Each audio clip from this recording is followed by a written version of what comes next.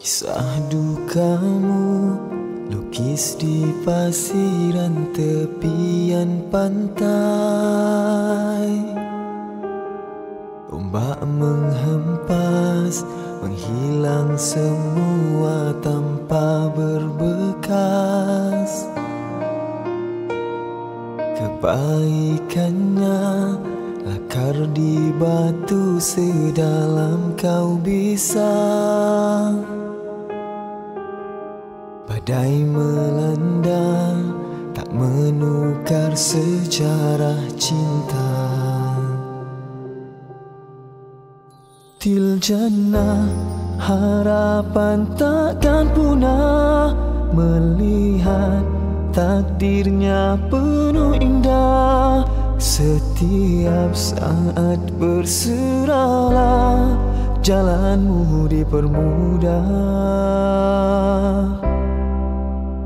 Bahagia itu sederhana, cinta yang jadi sumbunya. Biarkan ia menyala, marak membahagia.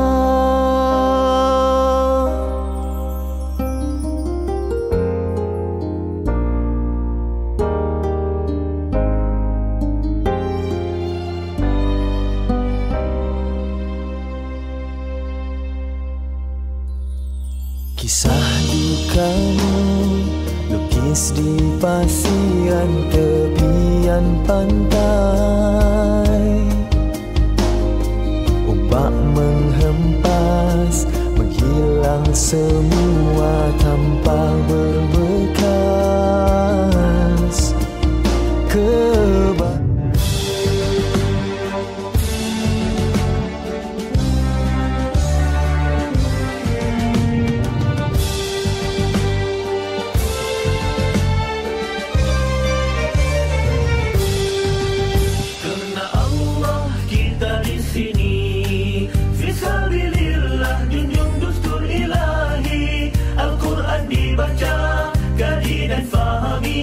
Dakwah manusia untuk menghayati tauhid, syariat dan akhlak. Asas terbaik pegangan hidup kami, keimanan, ketaatan, dihiasi akhlak yang terpuji, keikhlasan, ketakwaan, rahsia jati diri kami.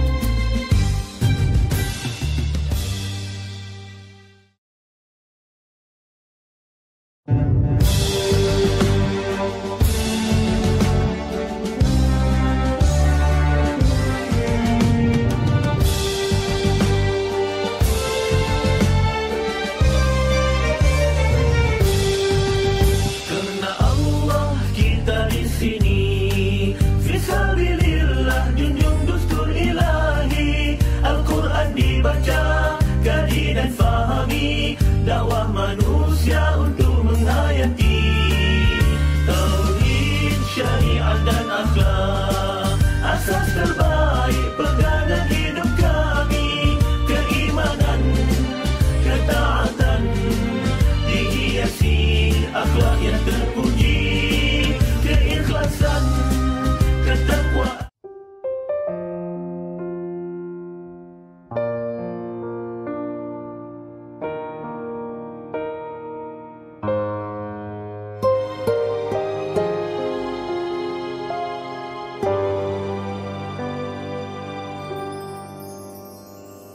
Kisah dukamu lukis di pasiran tepian pantai. Ombak menghempas, menghilang semua tanpa berbekas. Kebaikannya akar di batu sedalam kau bisa. Badai melanda tak menukar sejarah cinta. Til jannah harapan takkan punah, melihat takdirnya penuh indah. Setiap saat berserahlah, jalanmu dipermudah. Bahagia itu sederhana, cinta yang jadi sumbunya. Biarkan ia menyala, marak membahagia.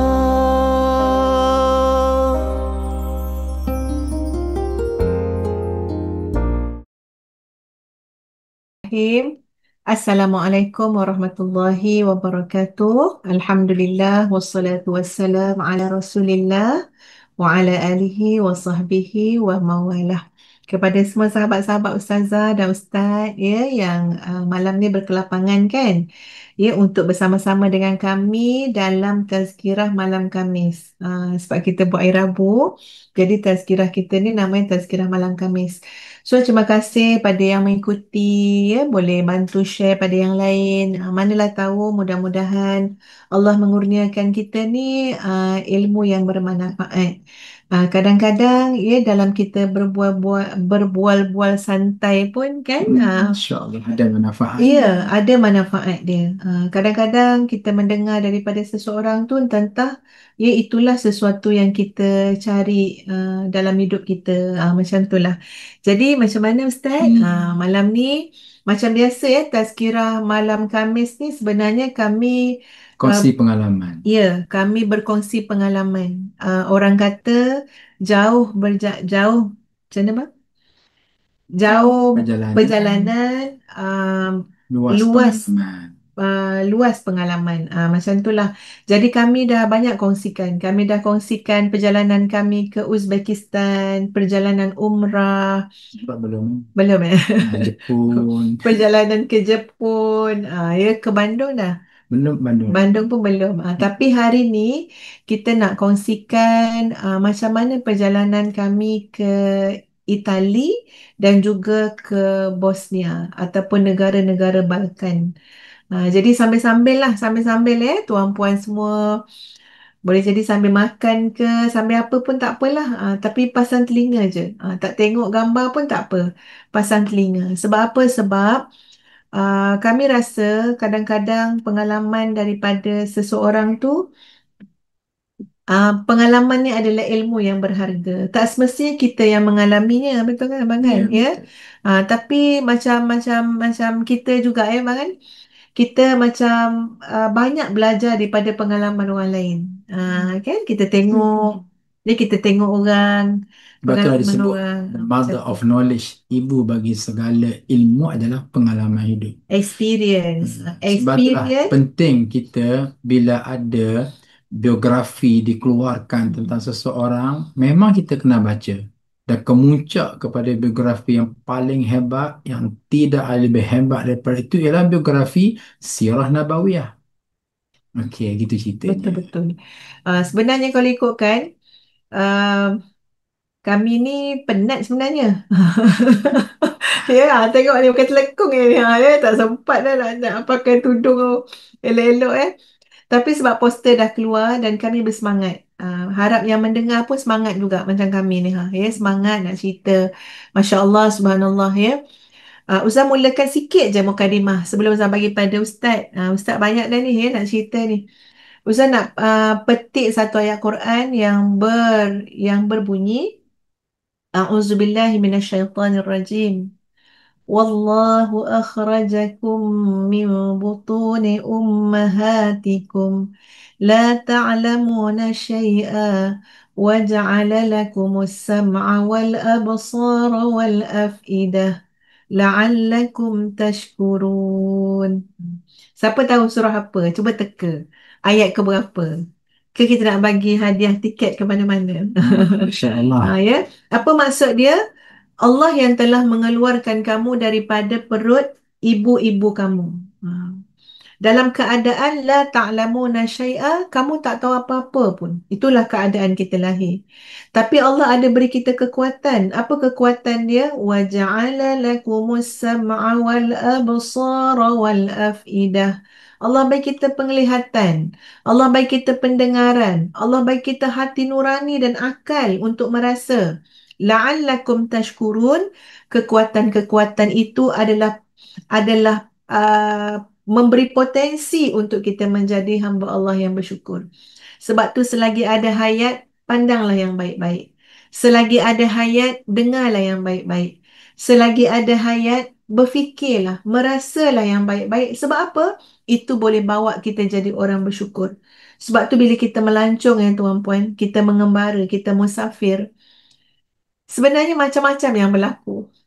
Suasana dalam hati dan fikiran ketika mana kita musafir. Dan kita dengar Ustaz nak cakap sikit introduction. Ya. Apa, teruskan lah. Tak apa tak, itu je. Trip to Balkan ya. Okey, Ke Eropah. bismillahirrahmanirrahim. Terima kasih pada Saudara Hafizan Musa.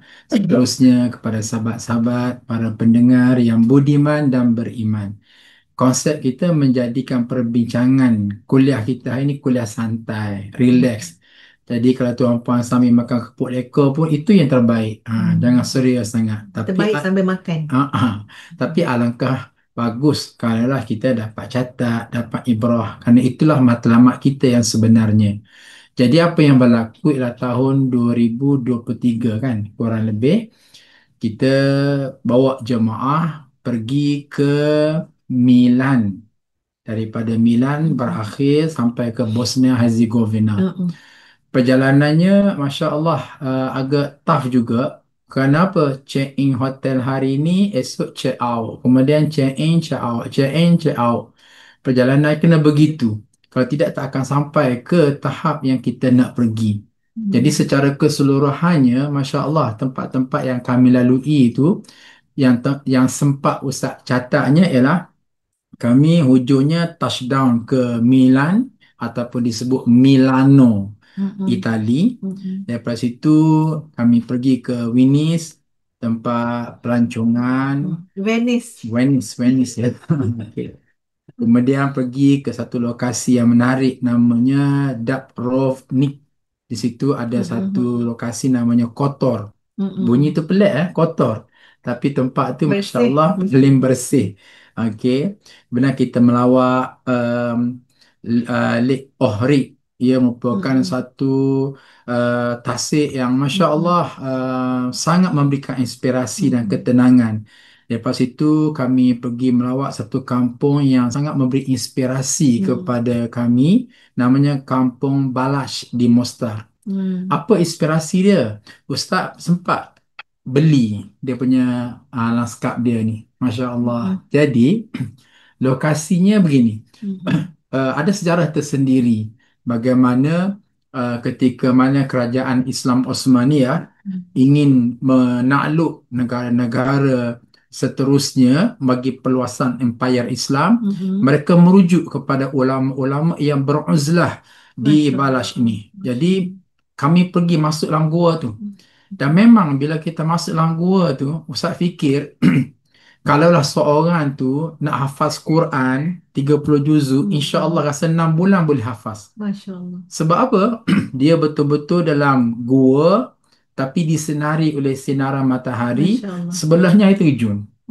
Dengar Kan? bunyi air Dengar terjun. terjun tu. Masya Dan Allah. air terjunnya, Masya Allah, jernih tak jernih sampai ke pekat nampak dasar dia. Masya Allah. Sampai ke hari ni. Jadi patutlah kalau ada ulama-ulama yang ingin menyendiri, nak buat uzlah, Masya Allah. mereka akan pergi ke Balash.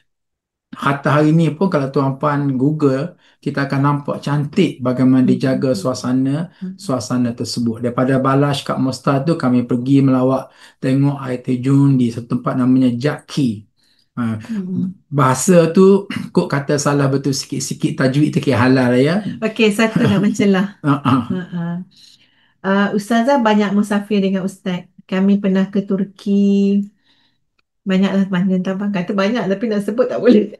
Island. Oh, pernah Nanti kat Island pun kita akan beritahu. pernah ke Island ya, untuk misi kemanusiaan sebenarnya ya. Jadi apa yang Ustazah perhatikan? Ni bukanlah kata nak puji ya, sebab nak dapat bonus ke apa, tak ada, tapi benda baik kan, kita bolehlah berkongsi kan. Ustaz memang akan musafir bawa buku tulis. Ya, contoh mana? Contohlah katalah buku ni ya tuan-puan ya. Akan bawa lah buku tulis ni. Satu buku tulis ni. Memang musafir bawa buku tulis. Ustazah tak bawa. Ustazah tukang tengok apa Ustaz tulis je. Ustaz akan bawa buku tulis. InsyaAllah satu buku ni tuan-puan dalam satu trip akan penuh. Tulis. Kita pergi mana tulis. Kita ni tulis. Ya. Lama kelamaan Ustaz perhatikan beza kami berdua. Contoh macam malam ni, bila Ustazah nak cakap balik, kita pergi mana sebenarnya? Satu tempat ke satu tempat tu.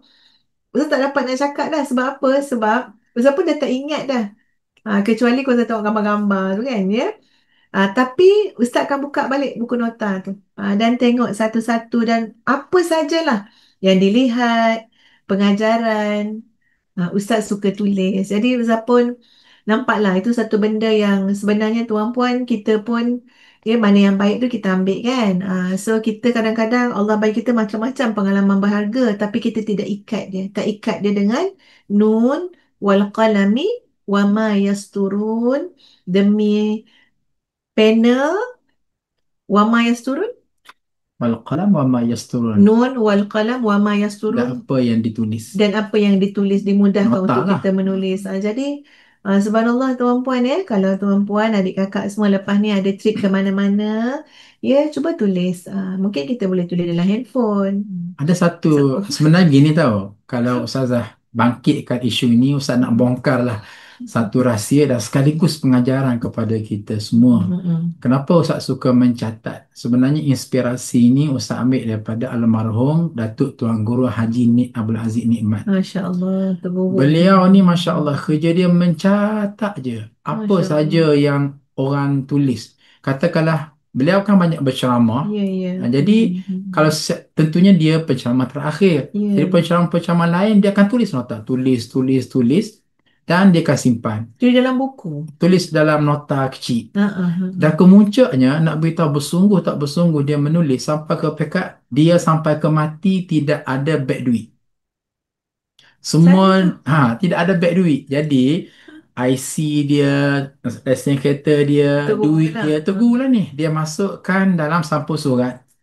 Jadi apa yang berlaku ialah sampul surat itulah dia akan ambil pen tulis atas sampul surat.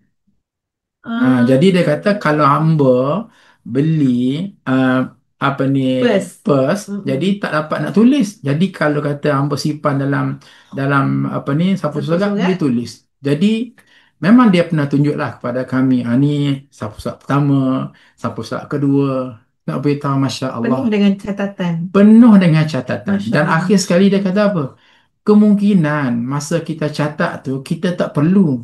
Tapi ingat, selepas seminggu, selepas 2 minggu, nota tu sangat berguna untuk kita. Betul, Masya Allah. Jadi inspirasi itulah Ustaz cuba ambil. InsyaAllah Ustaz cuba kekalkan sampai ke mati. Masya Allah. Maknanya itu belajar daripada Tok Guru bang. Ya, Alhamdulillah. Masya Allah. Okey so kita lanjutkan. Aku tak sampai kat Bosnia hari ni Okey. Jadi daripada situ kita pergi lagi ke Vlero Bosni, ke Montenegro, Sarajevo, Bosnia dan Herzegovina. Bosnia Herzegovina. Bosnia Herzegovina. Jadi gini, untuk permulaan ni Ustaz nak ambil dua pengajaran. Pengajaran hal ringan-ringan saja dulu tahu. Iaitu keseluruhan tempat-tempat yang kami sebut ni daripada Itali sampailah kepada Bosnia Herzegovina, mereka ini memang sangat suka minum kopi. Ini pergilah ke mana-mana pun, hatta restoran mereka pun kopi, kopi, kopi, kopi, kopi. Tak pandai nak minum jenama lain. Hatta petang pun kopi, pagi pun kopi, tengah hari pun kopi. Mereka masuk restoran pun semata-mata nak minum kopi. Jadi, akhir sekali Ustaz sempatlah membuat kajian. Apa hal yang sangat mereka ni suka kopi? Pertama sekali, di antara kopi yang terbaik yang diproducekan ialah pada unjuran ini. Maknanya daripada Milano rupa-rupanya terkenal dengan kopi, Bosnia Herzegovina pun terkenal dengan kopi. Dan mereka mengatakan, ini bukan lagi hipotesis tapi sudah menjadi tesis, bahawa sebenarnya kopi ni ada banyak manfaat. Itu yang mereka brief kepada Ustaz, dan bila Ustaz tally dengan Ustaz buat sedikit kajian pun betul sungguh. Contoh spontannya apa dia? Kopi meningkatkan fokus. Kopi rendah kalori. Tak, abang nak jual kopi ke ni? Tak. Tapi nak beritahu ada benda lain nak sebut. Dapat kontrol berat badan. Tinggi antioksidan. Tak ada niat nak jual kopi, tapi nak beritahu pengajaran. Jangan risau. Bantu kesihatan. Ikhlas ni bagi pengajaran. Kurang risiko diabetik, kesihatan jantung. Cuma ni pengajaran dia. Pengajaran dia. Kenapa kita minum kopi kat Malaysia tak dapat kebaikan-kebaikan ini? Dan mereka di Itali, Bosnia Herzegovina, mereka dapat manfaat. Rahsianya satu je. Iaitu mereka minum kopi tanpa gula. Itu rahsia yang kami dapat pengajarannya. Ni hak ringan-ringan dululah. Memang mereka tak minum gula. Jadi di mana-mana pun minum kopi kosong yang pekat, tapi mereka tak banyak, minum sikit je. Mereka dibekalkan dengan ais sejuk satu, nak bilas. So mereka minum, telam gitulah pahit, kemudian minum segelas air, selesai. Jadi ceritanya bila Ustaz beberapa kali minta gula, dia pelik. Kamu ambil gula ke? Mana boleh, mana boleh. Dia pelik tengok kita minta gula bila minum kopi. Selagi tak manis, kita nak lagi.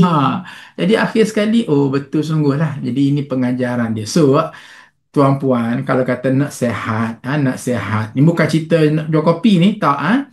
Kalau kata nak sihat, cubalah belajar-belajar minum kopi tanpa gula. Tapi jangan banyak sangat. Dan mereka minum kopi sikit je, kapasiti dia. Dan Ustaz pun Alhamdulillah balik daripada Bosnia sampai hari ni pun belajarlah minum kopi tanpa gula, dan memang sedap sungguh. Okey, satu soalan. Sebab kita berdua ni peminat kopi. Jadi kita kalau pergi mana je akan cari kopi tempatan. Maknanya kalau pergi mana-mana lah, okey, kat sini ada kopi tak? Kita nak try kopi kat sini. Jadi soalannya adalah, dalam banyak-banyak kopi yang pernah Ustaz rasa, kopi mana yang paling sedap? Memang kopi ni beribu-ibu jenis rupa-rupanya. Tapi payahlah, sebabnya pergi ke negara tu sedap juga. Pergi negara ni sedap tersendiri. Tapi ala kuliahnya mutakhir ni kalau tanya tentang minum kopi, Ustaz lebih suka minum kopi machine. Yang blend kat rumah ada kan.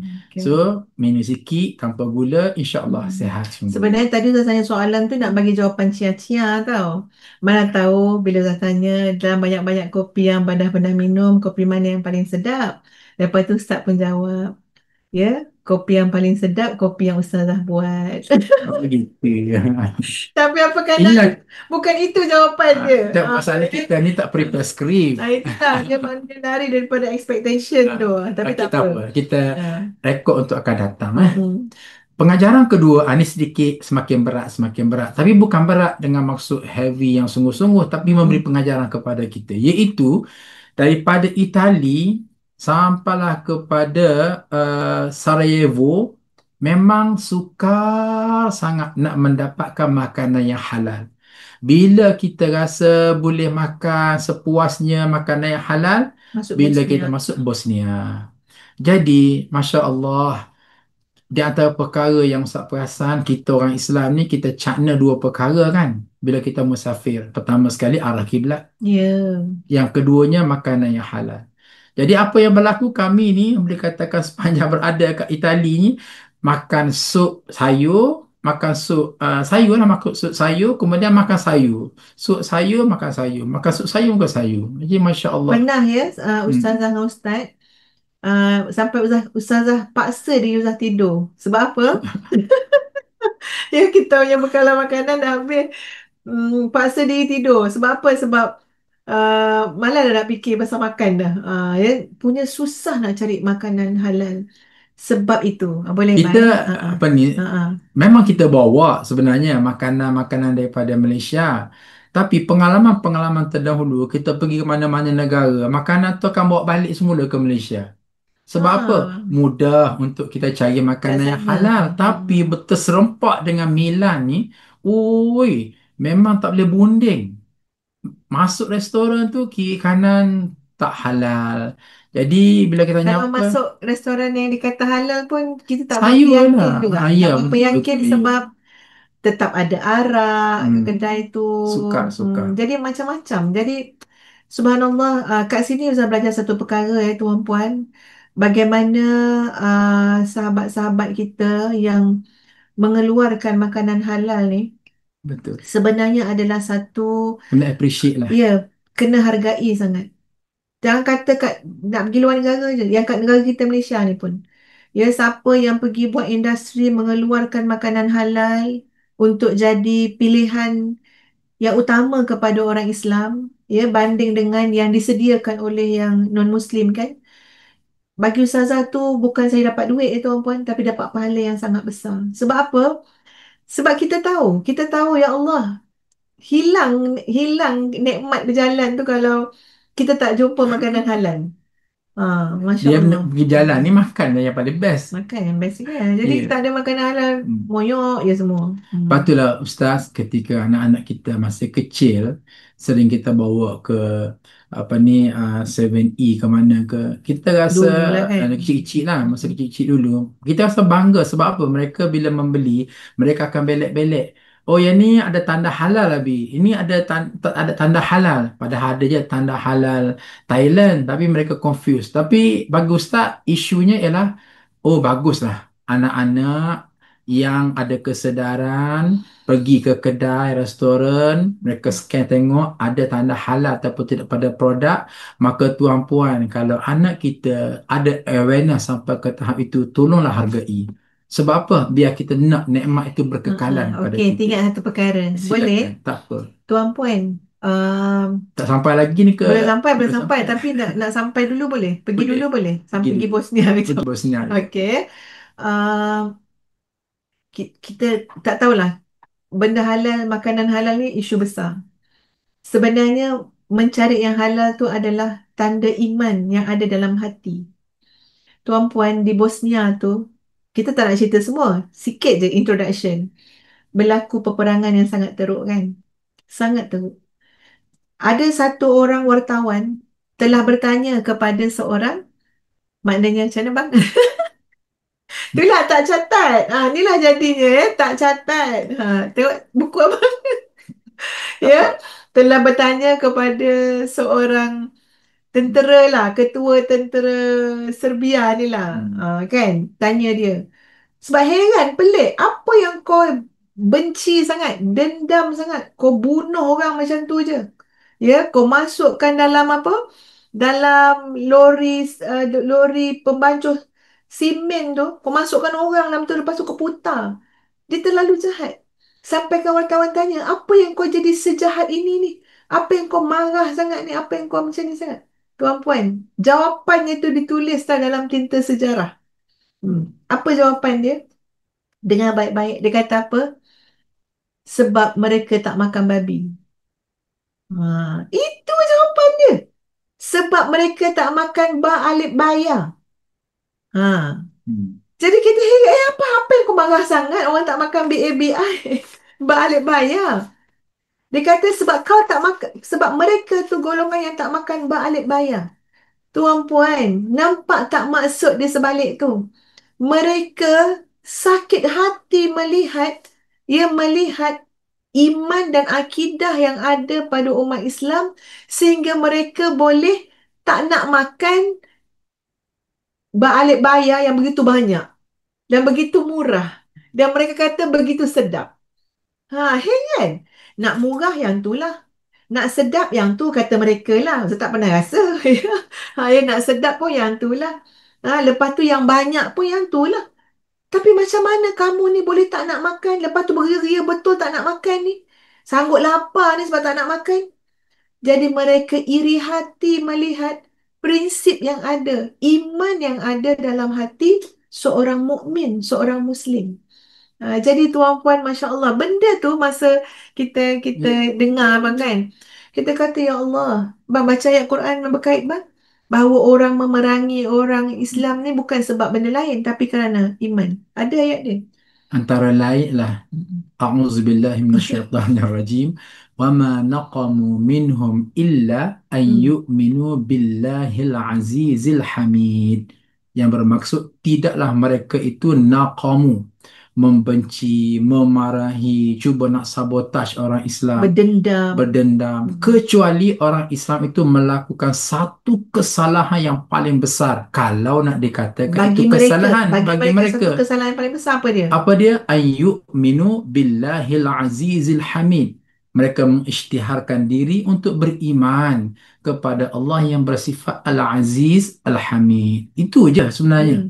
Betul. Kemarahan, benci, dendam mereka tu sebab apa? Mereka sakit hati melihat iman apa yang kau ada ni. Apa yang ada dalam hati perut kau ni sampai balik bayar kau tak nak makan. Sampai arak. Berapa banyak produce arak dekat bang. Berapa banyak produce arak dekat Eropah kau tak nak minum. Jadi dia benci sangat dengan Istiqamahnya orang Islam terhadap iman. Jadi Masya Allah, kita istiqamah ni, kita mencari yang halal ni, itu bukti dia masih ada iman dalam hati kita. Kalau main ambil je apa semua, ya Allah, kesian. Saya bukan kata apa adik kakak sekalian. Kadang-kadang ada juga ternampak lah, ternampak orang Islam berparti sana sini, lepas tu uh, minum kan air yang apa ni memabukkan. Dia jawab pula tak mabuk pun minum, dia kata. Lepas tu kadang-kadang pakaian, lifestyle lah, pakaian. Kita sebenarnya bukan nak busybody, tapi kita kesian sebab apa? Sebab apa yang kita tunjukkan pada cara hidup kita tu, itu adalah gambaran iman. Jadi kadang-kadang ustazah berasa sebenarnya. Nantilah ustazah pun cuba buat lah. Ada ramai je yang ustazah WhatsApp. Bukan WhatsApp, DM. Direct message je. Menyampaikan. Ustazah bagi tahu. Ustazah pernah ternampak adik macam ni kan. Sajalah nak bagi tahu. Dek, dekatkan diri pada Allah. Cakap je lah macam tu. Sebab apa? Sebab dia benda-benda luaran yang kita buat ni, kita minum benda haram, kita makan benda haram, itu bukan datang sendiri macam tu, tapi kerana iman makin lusuh, kerana iman kita. So okay, kita balik semula kat mana tadi? Montenegro ya, Montenegro. Oleh kerana kita ni dah setengah jam dah sebenarnya, ada masa kat ikutkan dah habis lah. Okey, jomlah kita tinggalkan Itali. So Itali dah habis ke? Kalau tidak memang sebab pukul 10 lah. Jadi kita ni jemput sikit-sikit je. Kita akan terus pergi ke Bosnia Herzegovina. Sebab itulah antara tujuan yang paling besar sebenarnya. Tapi kan boleh tak sebelum masuk Bosnia tu, kita tulis kat sini perjalanan yang kita orang tempuh tuan puan, check in, check out, check in, check out. Sampaikan memang dah diingatkan dah. Jangan buat barang banyak. Kalau buat barang banyak dekat airport nanti pun travel tu macam banyaknya macam tu kan. Sebab apa? Kita check in check out. Sebenarnya itu memang gambaran musafir kita kat dunia ni. Musafir kita kat dunia ni kena berpada-pada. Sesuatu tu sesuai keperluan. Ya, kegunaan berpada-pada. Yalah, Nabi sebut kun fid dunya ka'annaka gharibun aw abiru sabil. Hiduplah kamu di dunia ni, bahasa mudahnya sama seperti seorang yang transit di RR. Ya. Tak lama, tak bersungguh, taklah kata sibuk nak bawa barang banyak kat sana. Sebab dia hanya marras sahab, berlalu begitu saja. Bukannya orang 3 hari 3 malam menempat di RR. Ya, betul. So, macam itulah kehidupan. Dan kami terasa dalam perjalanan singkat saya rasa kan. 10 hari, 11 hari tu macam touch and go je lah. Tapi benda tu lah yang kita nak hayati dalam kehidupan. Ya, semuanya sangat singkat. Dan sebenarnya fasa-fasa hidup ni tak lama pun. Betul kan? Terutama tanyalah macam kami yang dah tua ni lah. Lagilah berasa. Berasa apa dia? Sekarang kami pun ambil pelajaran. Apa dia? Apa yang kita rasa macam payah sangat ke apa tu sebenarnya hanya fasa-fasa je. Nanti dia akan berlalu juga. Ya, tak ada orang yang berlama-lama kat situ. Ya, kemudian akan berlaku benda lain, berlaku perubahan yang lain. Macam itulah perjalanan kehidupan, ya. Jadi kena faham makna hidup, perjalanan hidup. So kita akan lebih apa ya bang Lebih bersedia, lebih tenang macam tu. Kalau kita tak faham, contoh kita bawa Cik Leha, dia tak faham ni. Dia tak faham. Orang bagi taklimat tak datang. Ya, nak pergi trip Balkan, Eropah, taklimat tak datang Cik Leha. Lepas tu Cik Leha bawa barang banyak. Cik Leha tak bawa makanan halal. Kan? Lepas tu Cik Leha, nanti Cik Leha sangat problem lah kat sana Cik Leha. Sebab apa? Sebab kita tidak faham tabiat perjalanan. Sebab tu taklimat kena dengar. Baru kita faham tabiat perjalanan. Baru kita boleh plan, boleh rangka.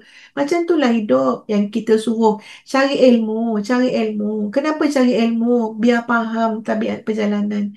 Yang faham sikit ni pun teruk juga ni. Macam-macam graf turun naik.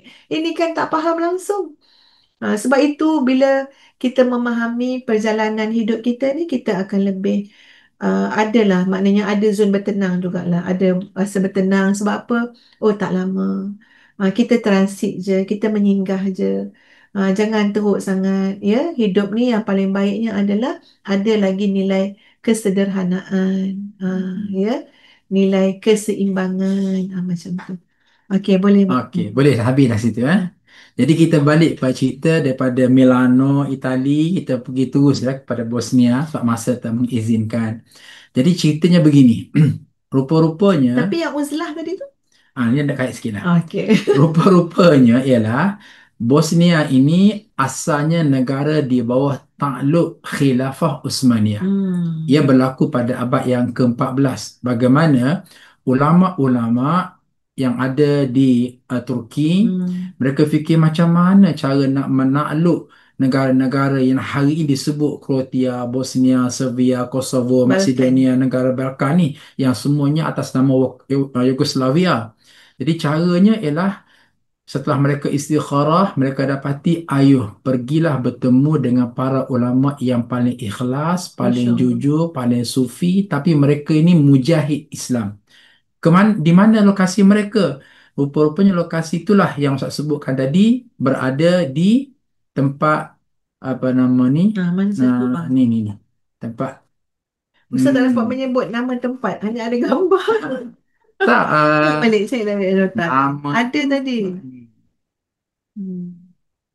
Ini dia. Mana?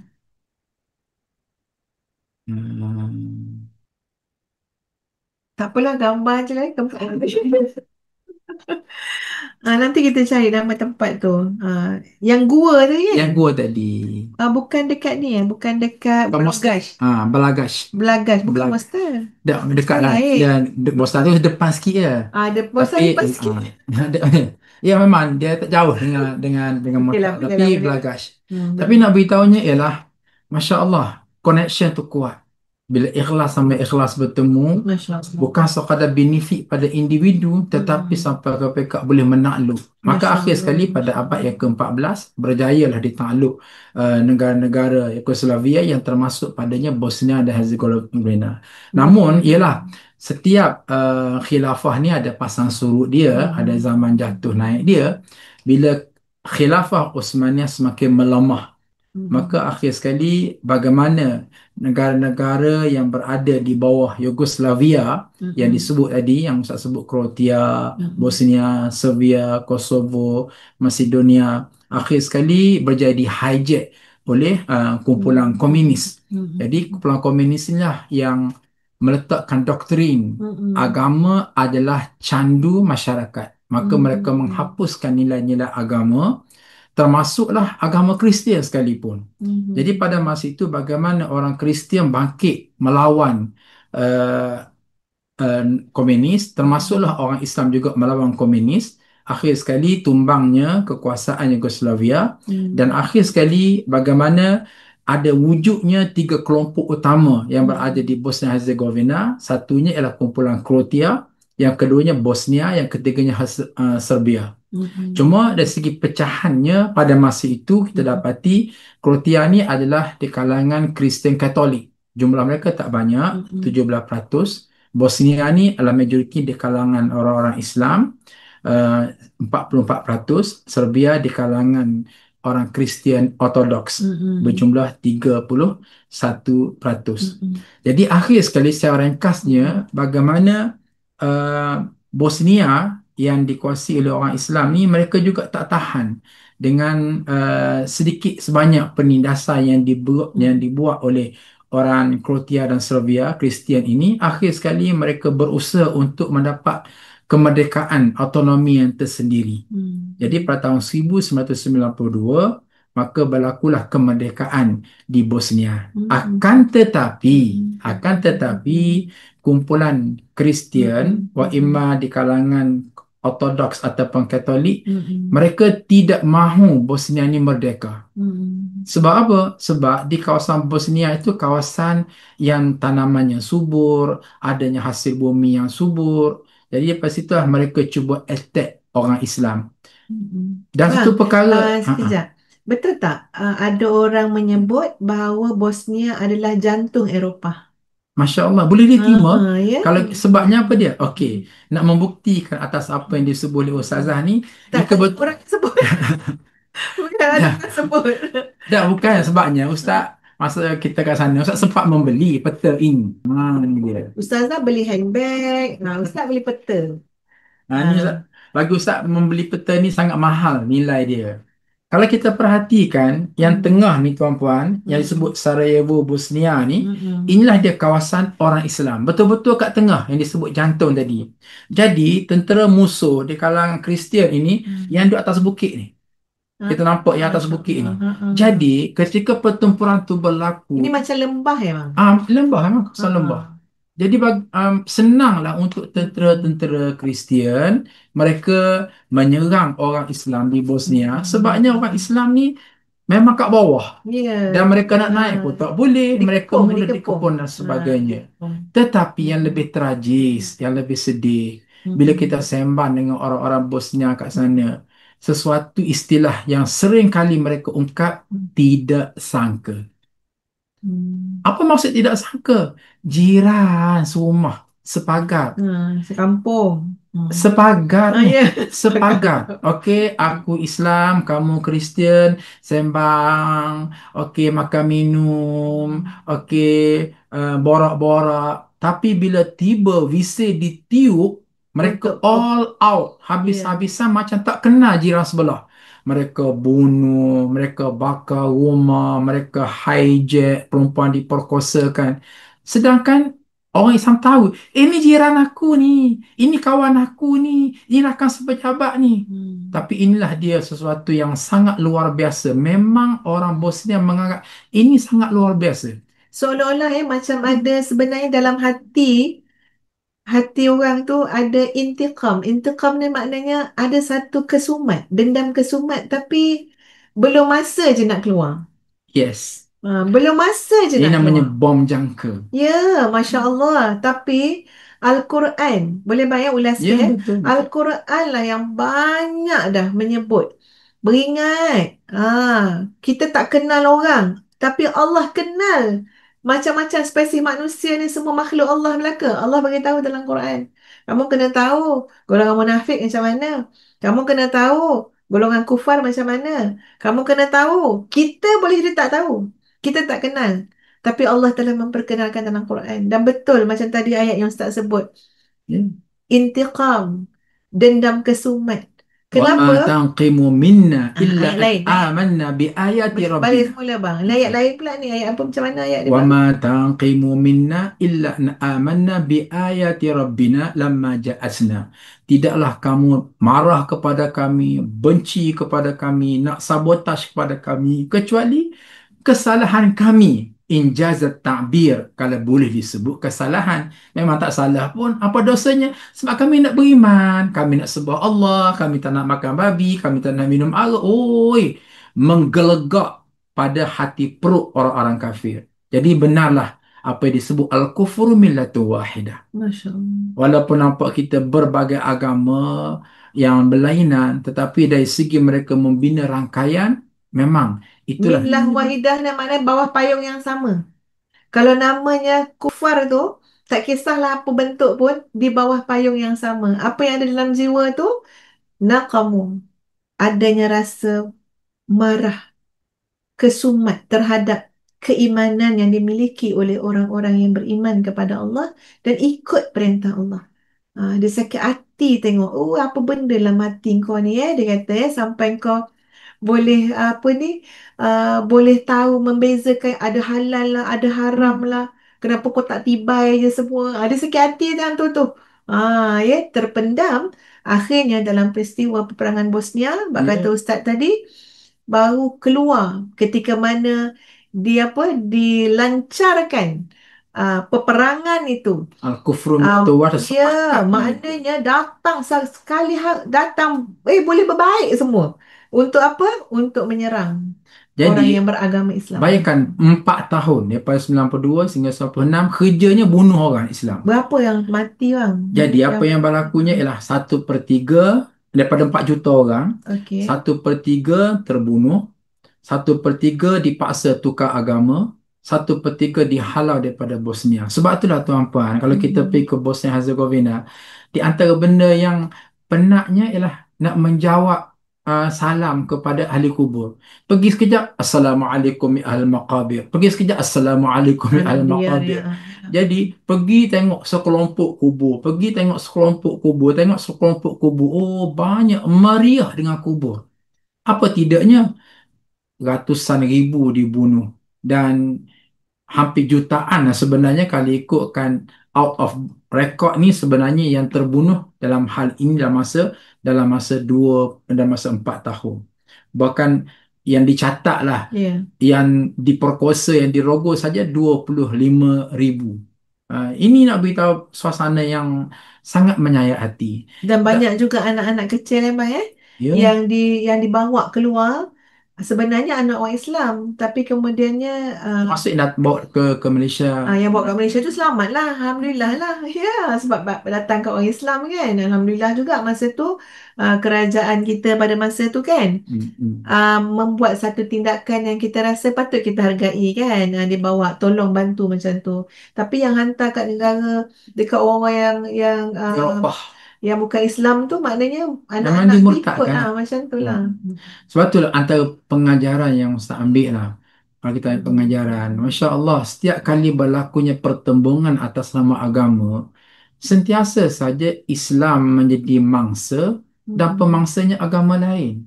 Kita ambil contoh di Palestin. Okey, pertembungan di antara Islam dengan Yahudi. Mangsanya orang Islam, pemangsanya orang Yahudi. Di Bosnia Herzegovina, mangsanya orang Islam, pemangsanya orang Kristian. Di India, Babri India, pemangsanya orang Hindu dan mangsanya ialah orang Islam. Di Takbai, Thailand, pemangsanya orang Buddha, mangsanya orang Islam. Tapi yang anehnya, dalam keadaan mangsanya orang Islam yang kena bunuh, yang kena bakar, yang kena perkosa, boleh pula dicanang Islam itu sebagai pengganas, Islam itu begitu dan begini dan sebagainya. Tapi boleh pula orang Islam yang naif yang boleh terima. Oh betul. Bagi ustaznya, bagi ustaz ni dia point dia. Memang kamu ini buta sejarah. Sebab itulah Ya. penting musafir-musafir seperti ini kita kena buka tu mindset kita. Apa aku nak ambil ibrah? Bukan sekadar, bestnya Bosnia, cantiknya Ambil Bosnia. gambar, ambil Tak, ambil gambar. gambar. Ambil gambar mesti. Tapi jangan berakhir di situ. Hmm. Jadi Ustaz dapat pengajaran yang besar di sini, Masya Allah. Kita jangan terperangkap dengan diayah yang dicipta oleh musuh mengatakan Islam ni Pengganas, bukan teroris. teroris. Sejarah kita tengok yang selalu dibangsakan tu orang Islam. Iya. Yang selalu ditindas tu orang Islam. Yang menindas ni yang lain. Tapi digambarkan macam tu. Jadi poin yang Ustaz sebut tadi tuan-puan sekalian ya, kita memang memang kena celik sejarah. Kena celik sejarah. Nak celik sejarah ni bukan boleh duduk tu golek-golek atas katil. Nak celik sejarah ni kena belajar, kena berguru, kena mencari ilmu, kena merantau, kena berjalan. Sebab tu tuan-puan kalau ada duit, pergi berjalan. Tapi pergi berjalan tu dengan bimbingan. Ya, jangan pergi berjalan macam tu je. Sebab memang kosong tuan-puan. Kalau pergi berjalan, macam kita pergi Turki, kita pergi apa? Uzbekistan, apa semua tu kan. Hatta kita pergi Indonesia ke apa kan. Kalau kita tidak melihat dari sudut sejarah, macam yang kami pernah cerita, yang kami ke Jepun. Kita nak tengok tu macam mana perkembangan Islam di Jepun daripada dulu dan sekarang macam mana. Bahawa dia ada rasa lain tuan-puan sekalian. Ada rasa, tak tahu nak cakap. Sebab itu dalam kebanyakan musafir, bila dalam kapal terbang nak balik tu, kita rasa kita turun sebagai orang baru. Betul kan? Iya, iya betul. Kita turun dengan semangat baru. Tapi apa pun semua ni bergantung kepada innamal a'malu binniyat tu. Bergantung pada apa yang kita nak capai, apa yang KPI yang kita nak. Sebab tu mustahak ya, kita pergi ke mana-mana tu ambil ibrah demi nak Ya. meningkatkan iman kita, takwa kita, warak kita, mujahadah kita. Ini penting. Betul. So kita macam dah nak kena ni tau bang, dah nak kena habis dah. Kesimpulan. Jadi Ya. kesimpulannya apa dia? Mungkin tuan-puan tanya, habis tu tidak ada ke PBB kuasa pengaman untuk membenteras daripada bermaharaja lela tentera SERF untuk serang Bosnia? Pada peringkat awal, memang ada daripada awal ada. Tetapi pada peringkat awalnya mereka ini silent. Mereka ni membiarkan saja orang Islam dibunuh. Mereka tak dibekalkan senjata oleh tentera pengaman. Itu yang berlaku sehingga berlarutan 4 tahun. Ya. Tetapi oleh kerana desakan demi desakan di peringkat antarabangsa, akhir sekali NATO, PBB, bahkan US sendiri terpaksa mengalah dengan tekanan antarabangsa. Akhir sekali berlakulah dibuat satu perjanjian. Namanya Perjanjian Dayton, untuk terus memberikan tekanan kepada pemimpin-pemimpin SERF. Yang akhir sekali penghujungnya 3 mastermind utama yang diperancang dan ialah yang utamalah akhir sekali diheret ke pengadilan. Seorang yang bernama Slobodan Milosevic, akhir sekali dia mati serangan Ulang balik jantung. semua tu bang. Oh, saya yang sebut tu. Slobodan Milosevic. Jadi dia ni seorang general dan dialah orang, kalau bahasa Kelantan, kepala pengat. Tu dia. Inilah kepala pengak dia lah ni. Kepala pengat nombor 1 lah. Paling jahat, paling zalim, paling rakus, paling tidak ada Sok kemanusiaan. gedebel sekali lah. Paling gedebel. Jadi dia diheret ke mahkamah oleh kerana banyak sangat pertuduhan dikenakan ke atas dia. Akhir sekali dia pun sakit jantung, mati masa tu juga. Ada lagi General Rafko Mladic. Dalam apa ni, akhir sekali beliau masuk penjara seumur hidup. Kemudian ada lagi seorang yang ketiga, Radovan Karadzic, pemimpin etnik Serbia, juga dipenjarakan seumur hidup. Yalah, walaupun kita kata 3 orang ni tetap tak mampu untuk melihat kepada sejauh mana kerosakan yang berlaku pada ummah di Bosnia. Jadi gini, sejarah Kesimpulannya kesimpulannya banyak. Kesimpulannya banyak. Apa dia? Sejarah yang ada di hadapan kita ini tidak mustahil akan berlaku lagi di mana-mana. di mana-mana, termasuk kita di Malaysia. Ini bukan bicara nak mengugut tuan-puan.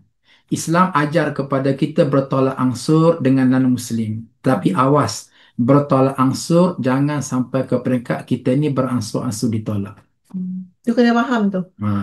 Ya, jadi sebab itu kita kena sama-sama jaga iman. Ya, bukan iman kita je, iman masyarakat, iman ummah, iman keluarga.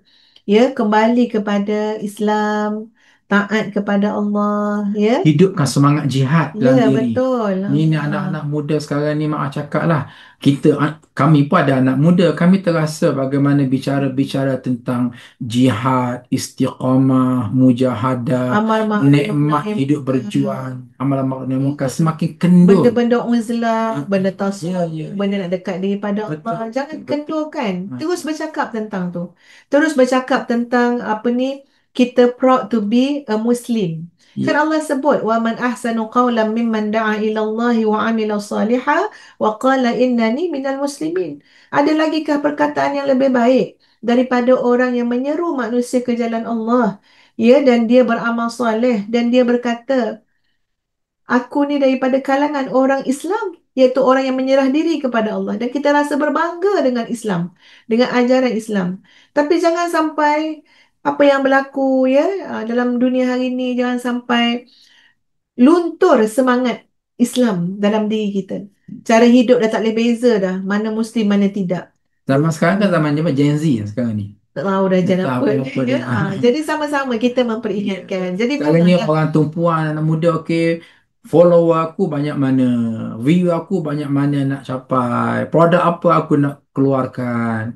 Sampai ke pekat benda-benda fundamental yang kita sebut tadi, sayang kepada Islam, perjuangan Ya, Islam, Masya hukum Allah. Islam, amal ma'ruf nahi munkar. Sedangkan kita kena Tengok. ingat bagaimana musuh-musuh Islam ni memang mereka buat kerja. Mereka buat kerja dan mereka buat kerja kadang-kadang dalam keadaan senyap, sebagaimana umat Islam di Bosnia. Tak sangka, istilahnya tak sangka, tahu-tahu mari serang kami. Siapa dia? Jiran sebelah, kawan sepejabat. Masya Allah. Ya, kalau kita tengok nabi-nabi terdahulu, apa pesanan mereka kepada zuriat keturunan mereka? Wala tamutunna illa wa antum muslimun. Kamu pastikan kamu tidak mati kecuali kamu mati sebagai seorang muslim. Orang beriman pada Allah. Nak pastikan mati sebagai seorang Islam ni, cara hidup kita lah. Bukan tunggu mati baru nak fikir saya nak mati Islam. Pasti hidup ni. Saya nak pertahankan Islam dalam diri kita, dalam keluarga kita, dalam masyarakat kita. Jadi itulah bendanya tuan-puan sekalian. Ya, sebab tu bila kita musafir, kita bukan jangan fikir diri kita. Kita fikir, ya Allah, besar mana manfaat yang aku boleh buat? Apa lagi yang aku boleh buat, ya Allah? Untuk apa dia? Untuk umat Nabi SAW, untuk masyarakat, untuk umat Islam. Bukan santai-santai seronok sendiri macam tu, tapi ada otak kita berfikir, ada hati kita merasa, ada mata kita melihat. Ya, kita baca sejarah tu dengan hati yang rasa takwa kepada Allah Subhanahu wa taala. Dan insya-Allah tuan-puan sekalian, ya, sebab Ustaz bagi Ustazah mandat untuk membuka dan menutup. Ya, silakan. Ya, mandat ya. Jadi insya-Allah kita sambung nanti ya. Pastikan tunggu kami setiap Rabu malam Khamis. Ini InsyaAllah. agak-agak Rabu Khamis ke mana pula? InsyaAllah ya, Rabu malam Khamis mungkin kita akan kongsikan tentang Mesir. Sebab kita pergi Mesir kan, ingat tak kita pergi Mesir? Wah, Mesir ni Sebelum kita kongsikan tentang island. Ya. Mesir ni ada dua versi tau. Sebelum kami kahwin dan selepas kami kahwin. Okey ya. Jadi Mesir ni adalah bumi di mana Ustaz bagi surat kat Ustazah. Jadi jangan lupa tu minggu depan ya, hari Rabu malam Khamis. Apa pun tuan-puan sekalian, ya, mungkin tak dapat banyak yang dibincangkan dalam masa yang sangat terhad, tapi kami harap ya, kita dapatlah ambil sikit sebanyak apa yang telah kami bentangkan tadi. Setidak-tidaknya bersyukurlah dan berbanggalah dipilih oleh Allah menjadi seorang yang ada prinsip, ada keimanan, ya, orang Islam, dan pertahankanlah sampai ke akhir hayat kita biar kita dapat husnul khatimah. Ustaz, sebenarnya ada satu poin besar yang saya nak sebut juga. Inilah Dir Tunnel. Jadi Yalah, macam-macam ini, tapi apa lagi ni, yang pentingnya pergi cari sendirilah maklumat tu. Tak apalah, sama lagi. Sama lagi. Tak Ini boleh. dipanggil terowong kehidupan. Masya Allah, 4 Hmm. tahun tu macam mana mereka dikepung, tak beri makan, tak beri minum, tapi orang Islam Bosnia boleh hidup. Inilah dia rahsia dia. Inilah Ada rahsia. terowong. Ada terowong. Terowong kehidupan. Kami masuk terowong tu. Kami masuk bawah tu. Masya Allah. Jadi Boleh tembus sampai ke airport. sebenarnya minggu depan ni Mesir ke terowong? Nanti Terus ke kita Mesir lah. bincang. Nanti Terus kita ke Mesir. bincangkan. So terima kasih banyak-banyak sahabat, adik kakak semua. Mudah-mudahan kita bersama setahun bersama-sama sejam ni dikira oleh Allah Subhanahu Wa Taala sebagai ibadah dan amal soleh. Jangan lupa minum kopi tanpa gula. Ya, kami tak jual kopi ya. Semoga dikira sebagai amal soleh dan ibadah. Mudah-mudahan untuk semua yang bersama kami pada malam ni, Allah ampunkan dosa-dosa kita, Allah angkat darjat kita, Allah bersihkan hati kita, Allah kurniakan kepada kita sebuah keluarga yang ada nilai sakinah, mawaddah, warahmah. So terima kasih semua. Wabillahi taufiq wal hidayah. Terima kasih juga pada Ustaz Dr. Azhar ya. Wabillahi taufiq wal hidayah. Assalamualaikum warahmatullahi wabarakatuh. Jangan lupa untuk follow Madinatul Hufaz, Ma'had Tahfiz Integrasi Sains Madinatul Hufaz. Ya, dalam macam-macam platform media sosial cari Madinatul Hufaz, sebab ya kami mungkin tak sempat lah nak cakap pasal tahfiz kami Madinatul Hufaz, tapi tuan-puan kalau ikuti tuan-puan akan tahu. Ya, kami perlukan doa tuan-puan, sokongan, dokongan dan sebagainya agar Madinatul Hufaz menjadi sebuah institusi yang insya-Allah dengan izin Allah dapat mencetak generasi Rabbani, Qurani, ya, yang insya-Allah mudah-mudahan dapat memimpin masyarakat ke jalan yang Allah redai. Terima kasih. Assalamualaikum warahmatullahi wabarakatuh. Setiap kali anak ini baca Al-Quran, pahala sampai pada anda. Assalamualaikum tuan-tuan hak budi.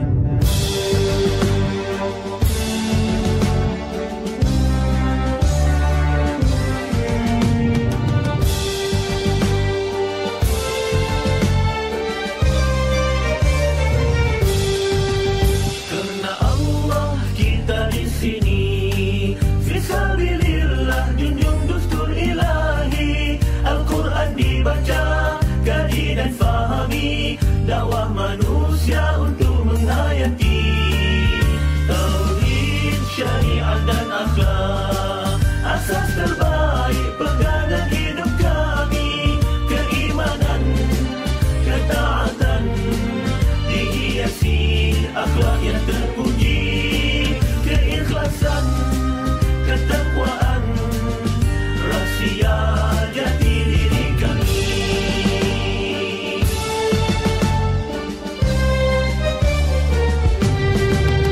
Karena Allah kita di sini, fisabilillah junjung dustur ilahi, Al-Quran dibaca, kaji dan fahami, dakwah manusia untuk menghayati.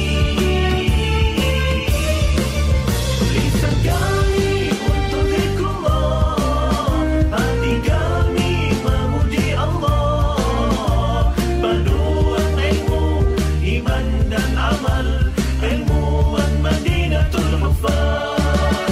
Lisan kami untuk zikrullah, hati kami memuji Allah, paduan ilmu, iman dan amal, ilmuwan Madinatul Hufaz.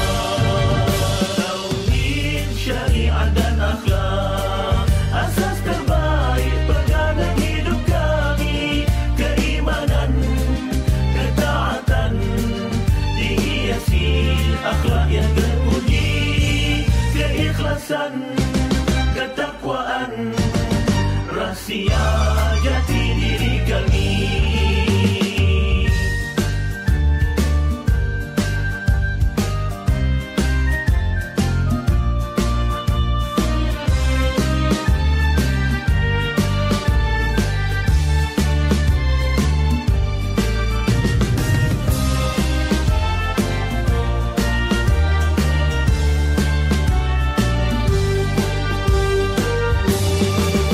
Lisan kami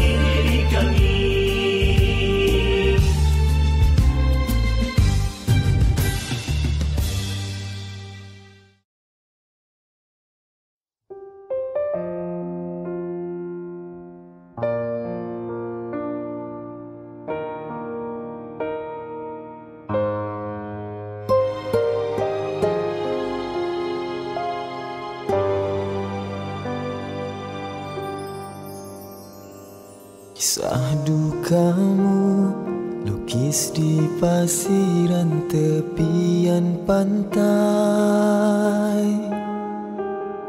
Ombak menghempas, menghilang semua tanpa berbekas.